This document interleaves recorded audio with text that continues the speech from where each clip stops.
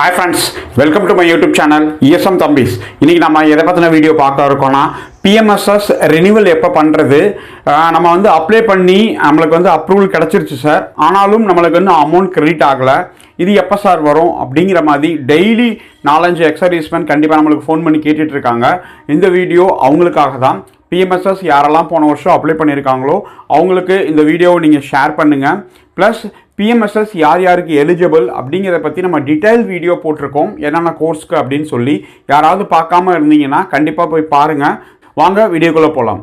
Video பிடிச்சிருந்தா like பண்ணுங்கள், share பண்ணுங்கள். முடிஞ்ச அளவுக்கு இந்த தகவலை அனைத்து முன்னாள் இராணுவ வீரர்களுக்கும் பகிருங்க. நம்ம சேனலுக்கு நீங்கள் சப்போர்ட் பண்ணணும்னு நினச்சிங்கன்னா நம்ம சேனலை நீங்கள் லைக் பண்ணி மற்ற ஆர்மி குரூப்ஸ்க்கு நீங்கள் ஷேர் பண்ணிங்கன்னா தான் நம்ம அடுத்தடுத்து வீடியோ போடுறதுக்கு நம்மளுக்கு வசதியாக இருக்கும். அதான் நீங்கள் பண்ணக்கூடிய ஒரே ஒரு சப்போர்ட். உங்களுக்கு ஏதாவது டவுட் கிளாரிஃபை இருந்துச்சுன்னா கண்டிப்பாக கமெண்ட் செக்ஷன் இருக்குது, கமெண்ட் செக்ஷனில் நீங்கள் கமெண்ட் பண்ணுங்கள். ஒவ்வொரு கமெண்ட்டுக்கும் நம்ம ரிப்ளை கொடுத்துட்ருக்கோம். PMSS prime minister scholarship scheme இப்போ வந்து KSB மூலமாக ஒரு பெண் குழந்தையாக இருந்தாங்க அப்படின்னீங்கன்னா ஆண்டுக்கு ஒரு வருடத்துக்கு 36,000 ரூபாய், ஆண் குழந்தைங்க இருந்தாங்கன்னா ஆண்டுக்கு ஒரு வருடத்துக்கு 30,000 ரூபாய் கிடைக்கும். இப்போ இது வந்து JCO சாபும் அப்ளை பண்ணலாம். ஆனால் இப்போ இதோட ப்ரொசீஜர் இது எல்லாமே நம்ம ஆல்ரெடி சொல்லிட்டோம், கிளியர் கட்டாக நம்ம வீடியோஸ் இருக்குது. PMSSன்னு தனியாக நம்ம ஒரு பிளேலிஸ்ட்டே வச்சுருக்கோம். இப்போ போன வருஷம் அப்ளை பண்ணவங்களுக்கு இப்போ வந்து அப்ரூவல் கிடச்சிக்கிட்டு இருக்கு. ஆனால் மெரிட் லிஸ்ட் இன்னும் ரிலீஸ் ஆகலை. அதாவது ஆண்டுக்கு ஒரு வருடத்துக்கு KSBயிலேருந்து மத்திய அரசாங்கத்தில் இருந்து 5,500 குழந்தைகளுக்கு மட்டும்தான் அவங்க வந்து அப்ரூவல் கொடுப்பாங்க. 2,750 ஆண் குழந்தைகள், 2,750 பெண் குழந்தைகள். இது வந்து ஆஸ் பர் KSBயோட SOP. இவ்வளோ தான் அவங்களால கொடுக்க முடியும். இப்போ இதை எப்படி தேர்ந்தெடுப்பாங்க? இப்போ 5,500 குழந்தைங்களுக்கு கொடுப்பாங்க. ஆனால் இந்த மெரிட் லிஸ்ட்டை எப்படி தேர்ந்தெடுப்பாங்க அப்படின்னு சொல்லி பார்த்தீங்கன்னா, நீங்கள் வந்து அப்ளை பண்ணும்போது ப்ரியாரிட்டி அவங்க வச்சுருக்காங்க. அதாவது ப்ரியாரிட்டி 1, 2, 3, 4, 5, 6 அப்படின்னு சொல்லி 6 வகையான ப்ரியாரிட்டி வச்சுருக்காங்க.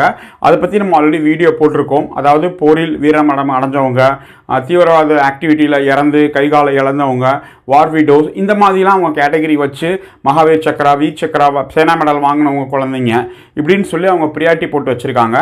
கடைசியாக எக்ஸர்வீஸ் மேன், நார்மல் எக்ஸர்வீஸ் மேனுக்கு ப்ரியாரிட்டி நம்பர் 6. இப்போ இந்த ப்ரியாரிட்டி படி அவங்க வந்து மெரிட் லிஸ்ட் உண்டாக்கணும், ஆண் குழந்தைகள் பெண் குழந்தைகள் அப்படின்னு.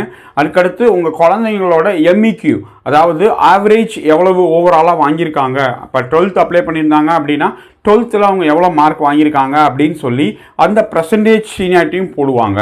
இப்போ இந்த ப்ரியாரிட்டிலையும் சீனியாரிட்டி வரும், ப்ளஸ் இந்த பர்சன்டேஜ்லேயும் சீனியாரிட்டி வரும். அதுக்கடுத்து ஆண் குழந்தைகளையும் சீனியாரிட்டி வரும், பெண் குழந்தைகளையும் சீனியாரிட்டி வரும். இப்போ இந்த ஓவராலாக சீனியாரிட்டி அவங்க எடுத்துகிட்டு வந்து தான் கம்பைல் பண்ணி ஓவராலாக கடந்த 6 வருஷமாக கிட்டத்தட்ட 78% மேலே உள்ள குழந்தைங்களுக்கு தான் கிடச்சிருக்கு.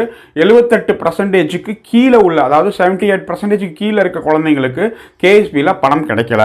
இந்த வருஷத்துக்கான மெரிட் லிஸ்ட் மேபி நவம்பர் அல்லது டிசம்பர் லாஸ்ட்டில் வரதுக்கு வாய்ப்பு இருக்குது. அப்படி வந்துச்சுன்னா உங்கள் குழந்தை செலக்ட் ஆகிருக்குன்னா அந்த மெரிட் லிஸ்ட் சீனியாரிட்டி நம்பர் ஒன்று கிடைக்கும். அந்த நம்பரை எடுத்து நீங்கள் ரெனியூவலுக்கு போட்டால் தான் உங்களால் அப்ளையே பண்ண முடியும். இது நீங்கள் கிளியர் கட்டாக தெரிஞ்சுக்கோங்க. ரொம்ப பேர் கேட்குறாங்க, சார் டிசம்பர் 31 நீங்கள் சொன்னீங்க சார், அப்போ எனக்கு அப்ளை பண்ணி கொடுங்க சார் அப்படின்னு சொன்னாங்க.